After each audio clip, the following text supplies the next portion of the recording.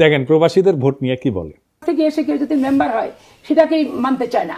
আবার প্রবাসী ভোটাররা রেমিটেন্স দেয়, তো তাদের পরিবারের জন্য তারা টাকা পাঠায়, তাদের পরিবার ভিটামাটি বিক্রি করে ছেলেকে বিদেশ পাঠায়, তো সে তার দায়িত্ব আছে তার পরিবারকে টাকা পাঠানোর। তার জন্য বাংলাদেশের রাজনীতিতে অংশ দিতে হবে, ভোটার বানাতে হবে। কে বলছে? বাংলাদেশের সুখ দুঃখ একটা নিরাপদ জায়গা থেকে তারা প্রতিবাদ করে। আমাদের মতো রং পানি থেকে, রিমান্ড থেকে, লোহার রড থেকে থেতলা করা, আর পুলিশ পিটানি, আর দিনের পর দিন 40 দিন 50 দিন থানা ও থানা করে বেঞ্চের উপর বসায় রেখে রিমান্ড কার্যকর করা, এগুলো কি প্রবাসী ভোটাররা কখনো তারা কি ভুক্তভোগী? তো ভুক্তভোগী না তো ভোটার ভুক্তভোগী হতে যাবে কেন? ভোটের অংশটা হতে যাবে কেন? এগুলো মাঠ থেকে কি সুপারিশ আসে এইটা আগে বুঝতে হবে।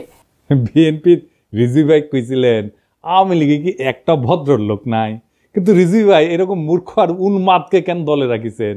ও তো রাজনীতির কিছুই বুঝে না। ওর মাথাত কেউ ঢুকেছে প্রবাসীরা বিএনপি ভোট দিবে না, আর ওই সারিন্দা বাজানো শুরু করেছে প্রবাসীদের ভোটই দিবার দিবি না, যাতে যেন বিএনপি জিতে। প্রবাসীরা জেল জুলুম সহ্য করে না, তাই ভোট দিবার পারবে না। হ্যাঁ, ওই এখনো গরমের মধ্যে আছে। আমাক কয় সকলে, দাদা ও কিছু কবেন না। কি আর কমু, ওর মাথার স্কুপ কুটি খুলে পড়েছে, ওটা খুঁজে দেয় না, ওটা খুঁজে দেওয়া লাগবে, তাহলে ঠিক হয়ে যাবে সব। বেশি গরম পড়েছে বোধ হয়।